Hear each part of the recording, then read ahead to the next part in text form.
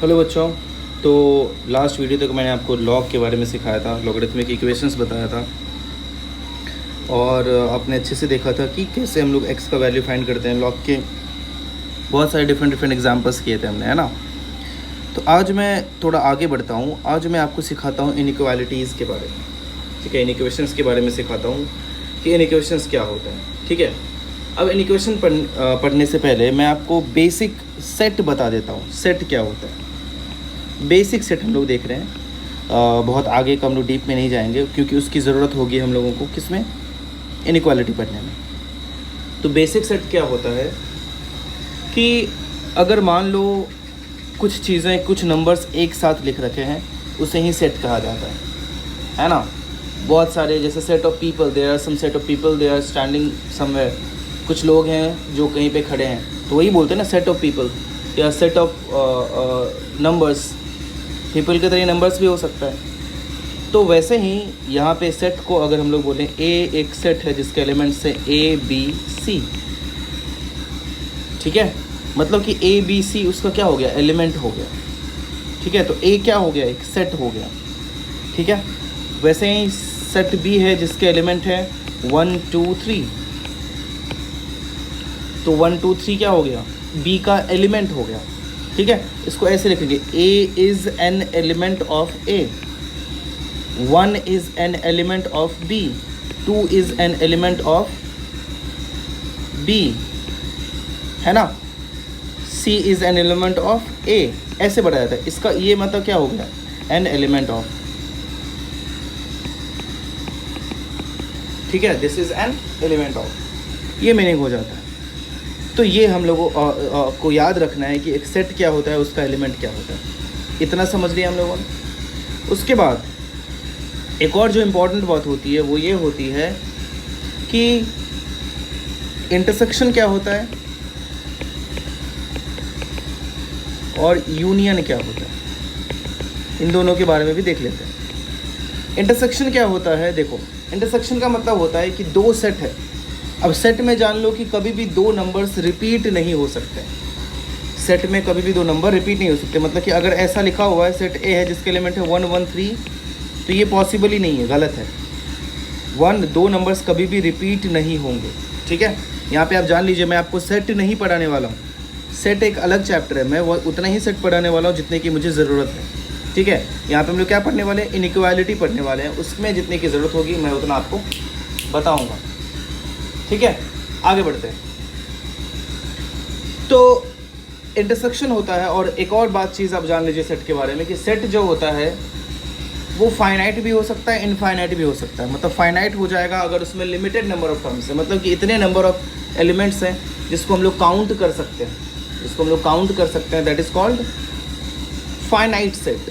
और अगर काउंट नहीं कर सकते हैं, बहुत सारे असंख्य नंबर हो गए, उसको हम लोग इनफाइनाइट सेट कहते हैं, ठीक है। तो ये होता है फाइनाइट और इनफाइनाइट सेट। इस चीज़ को याद रखना। मतलब कि मैं ऐसे और भी एग्जांपल दे सकता हूँ कि सेट ऑफ नेचुरल नंबर्स, तो जो भी सारे नेचुरल नंबर्स हैं, प्राकृतिक संख्याएं हैं, वो भी एक सेट है। सेट ऑफ होल नंबर्स, मतलब कि जो भी होल नंबर्स हैं, पूर्ण संख्याएं हैं, वो भी एक सेट हो गया। सेट ऑफ इंटीजर्स, तो इंटीजर, सेट ऑफ इंटीजर्स भी क्या हो गया, एक सेट हो गया। मतलब इनफाइनाइट भले ही उसमें टर्म्स है, लेकिन वो क्या है, सेट है, ठीक है। ये हो जाता है सेट की कहानी। आगे बढ़ते हैं। इंटरसेक्शन होता है कि दो सेट में जो कॉमन टर्म्स होते हैं उसको हम लोग इंटरसेक्शन बोलते हैं, है ना। मतलब एग्जाम्पल के लिए मैं अगर बोलूँ कि एक सेट ए है जिसके एलिमेंट्स हैं 1 2 3 4 5, और एक सेट बी है जिसके एलिमेंट्स हैं 3 4 5 6 7, ठीक है। तो इंटरसेक्शन होता है जिसको ऐसे लिखते हैं, ध्यान से देखना, ये क्या हो गया, this is called intersection. So intersection क्या होता है कि सेट ए और बी में जो कॉमन, तो कॉमन आपको क्या दिख रहा है, 3 4 और 5, तो 3 4 और 5 क्या हो गए, कॉमन हो गए, ठीक है। वैसे ही ये अब इंटरसेक्शन आपको कभी नहीं बोलना है, ठीक है। इंटरसेक्शन मतलब क्या हो गया कि जो दोनों में क्या है, कॉमन है। तो कॉमन आपको दिख रहा है क्या है, ठीक है। अब ऐसे एक और इसका एग्जांपल ले लेता हूँ। अगर एक सेट M है जिसके एलिमेंट्स हैं A B C D E, और एक N है सेट जिसके एलिमेंट्स हैं DEFGHI, तो M इंटरसेक्शन N क्या हो गया, जो दोनों में कॉमन है। दोनों में कॉमन क्या हो गया, क्या दिख रहा है आपको, D और E, तो D और E, M इंटरसेक्शन N एक सेट हो गया जिसके एलिमेंट हो गए। ठीक है, तो ये हो जाता है हम लोगों के लिए इंटरसेक्शन। ठीक है, इंटरसेक्शन आपको कभी नहीं भूलना क्या होता है, वो अच्छे से समझ लेना। ठीक है, आगे बढ़ते हैं। अब देखते हैं यूनियन क्या होता है। यूनियन क्या होता है, अब यूनियन होता है कि दो सेट को मिलाने के बाद, समझा, जैसे आपको एग्जांपल के थ्रू बताता हूँ। एक सेट ए है मान लो, जिसके एलिमेंट है 1 2 3, और एक सेट बी है जिसके एलिमेंट है 2 3 4 5। तो ए यूनियन भी ऐसा लिखते हैं। ए यूनियन भी क्या हो जाता है, एक ऐसा सेट लिखना जिसके सारे एलिमेंट या तो ए के एलिमेंट हो या तो बी के एलिमेंट हो, और वो मिनिमम सेट हो।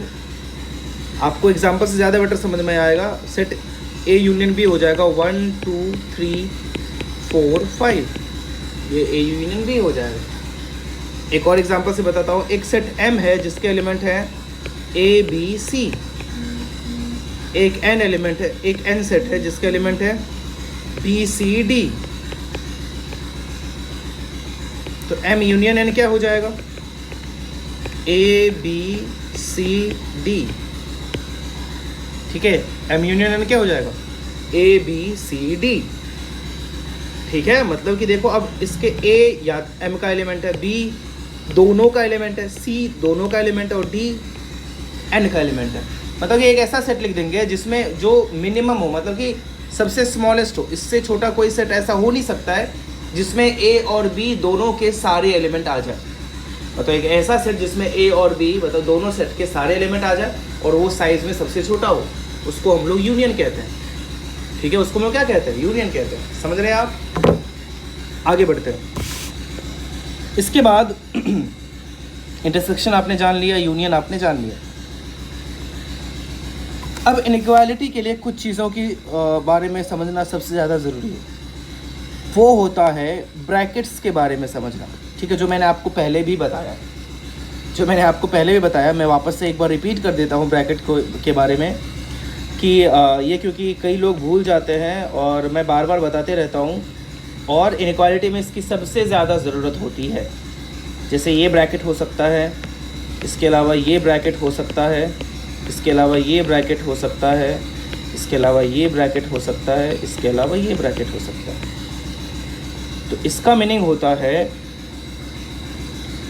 होता है कि बिटवीन 1 और 5, ये भी एक सेट ही है। ये समझिए आप, ये जो लिख रखा है ये क्या है, ये एक सेट है।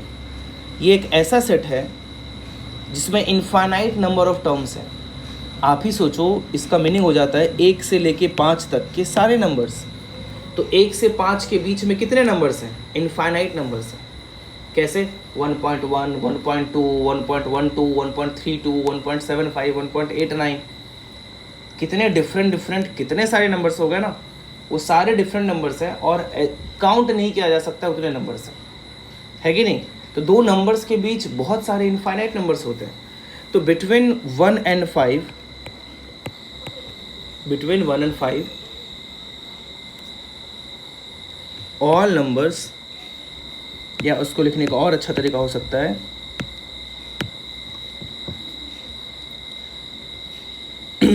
सही लिखा था मैंने, बिटवीन ऑल नंबर्स बिटवीन 1 और 5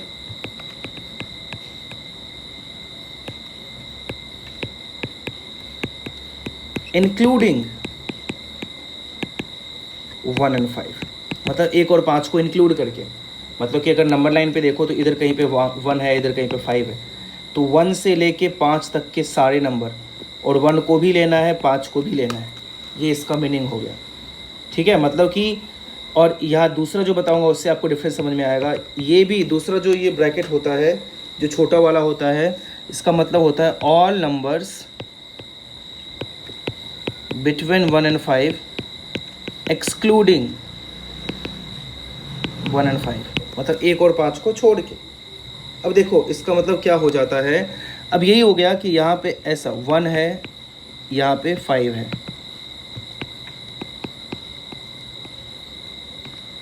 अब 1 को भी नहीं लेना है, 5 को भी नहीं लेना है। इसका मीनिंग क्या होगा कि 1 से जस्ट बड़ा नंबर जो होगा, अब 1 से जस्ट बड़ा नंबर क्या होगा, 1.0000000, बहुत सारा जीरो फिर 1, ये 1 से जस्ट बड़ा नंबर हो गया, तो इसको इंक्लूड कर देना है। और 5 से जस्ट छोटा नंबर मतलब कि 4.99999999, समझ रहे हो ना, उसको भी इंक्लूड करना है, बट एग्जैक्टली 5 को इंक्लूड नहीं करना है।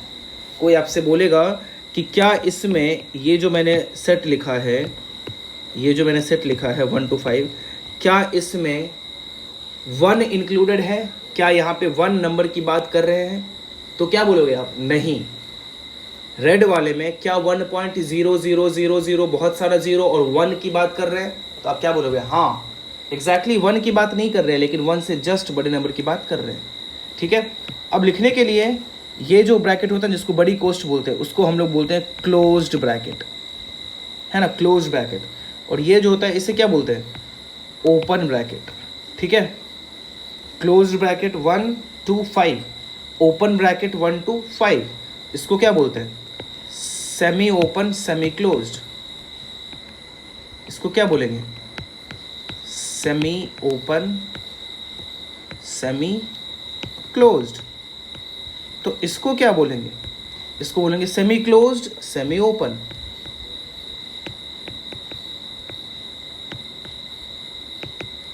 ठीक है, और इसको क्या इसको तो आपको ऊपर मैंने बताया था, ये कि इससे क्या रिप्रेजेंट करते हैं, सेट को रिप्रेजेंट करते हैं। और यहाँ पे किसी के बिटवीन नंबर्स की बात नहीं होती है, यहाँ पे बात होती है सिर्फ 1 and 5 की, 1 और 5 के बीच के कोई नंबर्स की बात नहीं हो रही है। तो इसका मतलब क्या हो गया, वही मतलब हुआ all numbers between 1 and 5 excluding मतलब उसको छोड़ के, एक्सक्लूडिंग 1 and इंक्लूडिंग 5। और इसका मतलब ये आप समझ गए होंगे क्या, all numbers between 1 and 5 excluding या इंक्लूडिंग 1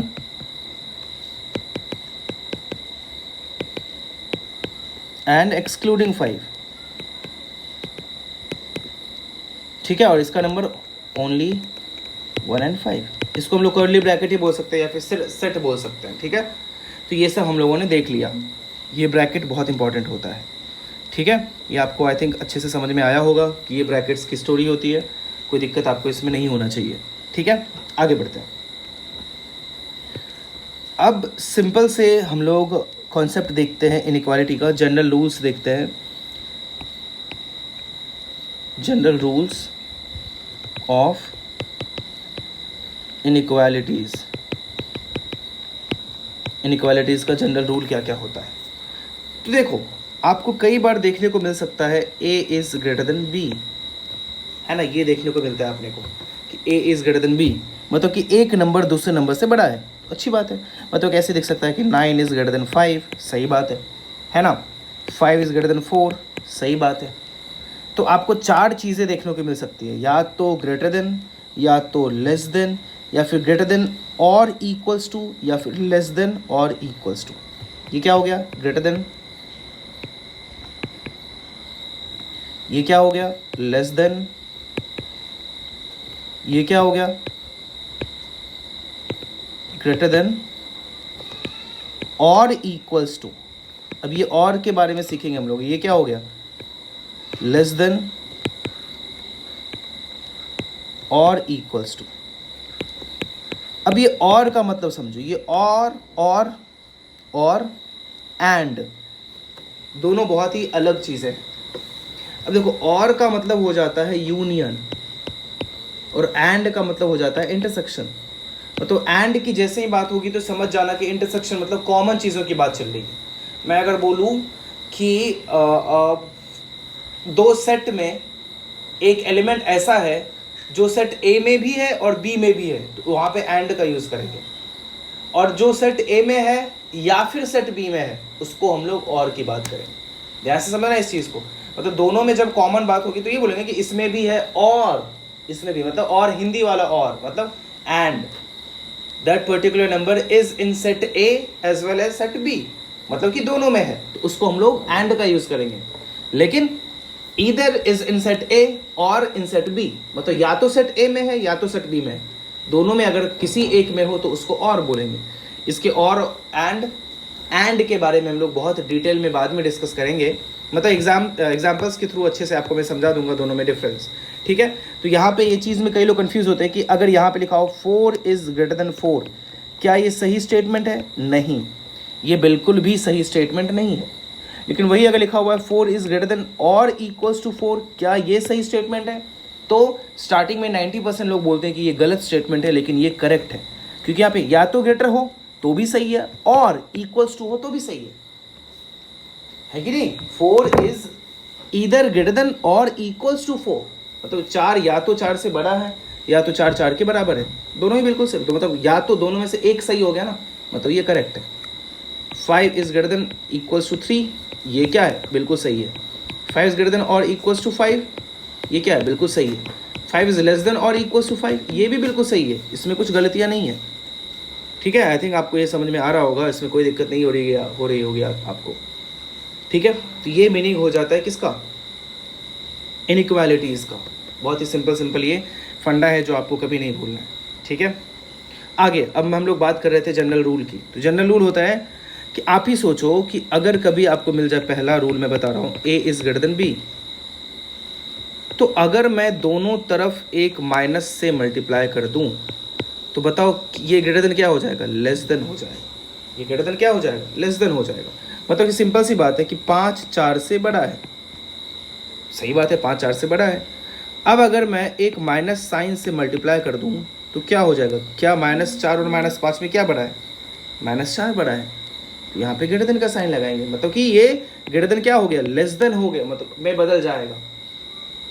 एग्जाम्पल के थ्रू बताऊंगा तो और अच्छे से समझ में आएगा आपको। अभी बस आप याद रखो कि जब कभी भी किसी इनइक्वेशन में एक नेगेटिव साइन से मल्टीप्लाई करते हैं तो इनइक्वालिटी का साइन रिवर्स हो जाता है, मतलब उल्टा हो जाता है।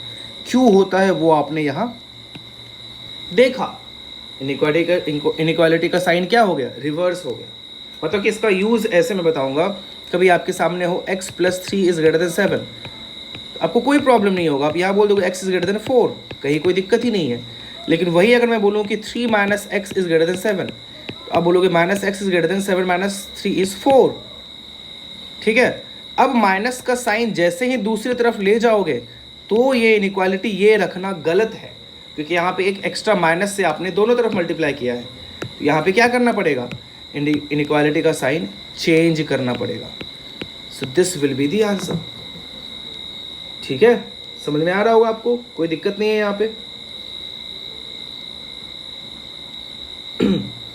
तो ये हो गया आज की स्टोरी। अब मैं आपको आगे बढ़ता हूँ, आपको बताता हूँ कि आगे दूसरा सेकंड रूल जो होता है उसके बारे में देखते हैं हम लोग। एक मिनट,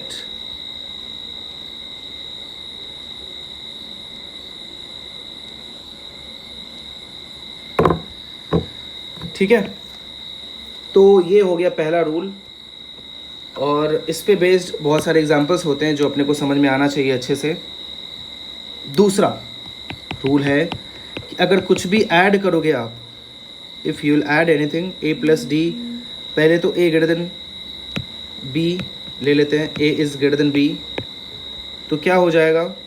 अगर कुछ भी आप दोनों तरफ ऐड करोगे, सपोज d ऐड कर दिया, तो कोई फ़र्क नहीं पड़ता है, दोनों तरफ किसी भी कांस्टेंट से ऐड या सब्ट्रैक्ट हम लोग कर सकते हैं। किसी भी कांस्टेंट से ऐड या सब्ट्रैक्ट हम लोग आराम से कर सकते हैं, कहीं कोई प्रॉब्लम नहीं है।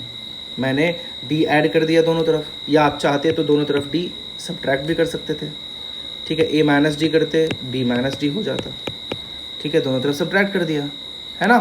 समझ में आ रहा है? कोई दिक्कत नहीं। सब्ट्रैक्ट मतलब कि ऐसे मैं बोलूँ कि 5 इज़ ग्रेटर देन 2, एक कांस्टेंट कोई भी ले लो, 3 ले लिया, 5 इज़ -3 ग्रेटर देन 2 - 3, तो क्या इसमें कोई प्रॉब्लम होगी क्या? नहीं। 2 इज़ ग्रेटर देन -1, बिल्कुल सही है। तो किसी भी कांस्टेंट से ऐड सब्ट्रैक्ट हम लोग आराम से कर सकते हैं। तो आज मैंने बस शुरुआत ही किया है ये चैप्टर का, मतलब ये समझो कि आप अभी अच्छे से बेसिक भी नहीं देख पाए हो। थोड़ा सा और इसमें हम लोग डिटेल में पढ़ेंगे, अच्छे से समझेंगे, लेकिन नेक्स्ट लेक्चर में, ठीक है। नेक्स्ट लेक्चर में देखेंगे और क्या क्या होता है। ठीक है, तो चलिए आज के लिए इतना ही, बाकी नेक्स्ट डे मिलते हैं और नेक्स्ट डे समझते हैं और इसमें क्या क्या चीज़ें होती है। तो आज के लिए इतना ही, नेक्स्ट डे मिलते हैं। Thank you so much, bye bye.